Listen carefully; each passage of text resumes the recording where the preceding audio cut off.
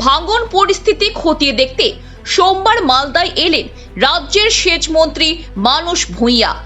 রতুয়া ও মানিকচকের বিভিন্ন এলাকা পরিদর্শন করেন তিনি। রতুয়া ১ নম্বর ব্লকের মহানন্দটোলা গ্রাম পঞ্চায়েতের কান্তটোলায় রাজ্যের সেচ মন্ত্রী মানস ভূঁইয়া প্রশাসনিক আধিকারিকদের সঙ্গে নিয়ে রতুয়ায় গঙ্গা নদী পরিদর্শন করেন রাজ্যের সেচ মন্ত্রী।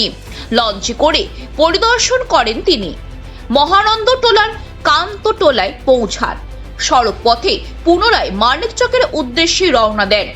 মানিকচকের ভূতনিতে ভাঙন পরিস্থিতি পরিদর্শন করেন।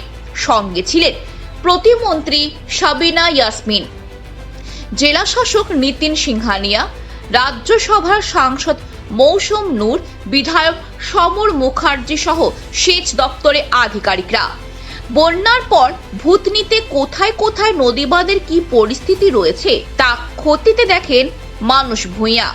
আমাদের শ্রদ্ধেয়া সর্বজনপ্রিয় মাননীয় মুখ্যমন্ত্রী মমতা বন্দ্যোপাধ্যায়ের নির্দেশে আমি মুর্শিদাবাদ মালদা জেলা গতকাল থেকে আজকে নিয়ে ঘুরছি।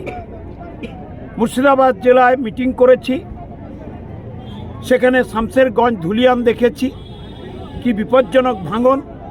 আর আজকে সকাল থেকে আমরা ভূতনি দিয়ারা দেখলাম, আমরা কাটাহা দিয়ারা দেখলাম।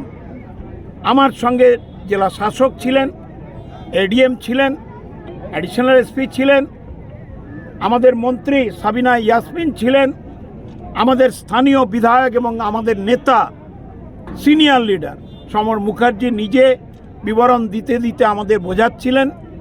ছিলেন আমাদের মন্ত্রী তাজমুল হোসেন, ছিলেন মৌসুম বেনজির নূর রাজ্যসভার এমপি, ছিলেন আমাদের বিধায়ক মানিকচকের সাবিত্রী মিত্র সিনিয়র লিডার। তারা সবাই মিলে আমরা পরিস্থিতি দেখলাম। মালদা থেকে পার্থ প্রতিম দাসের রিপোর্ট, খবর বাংলা।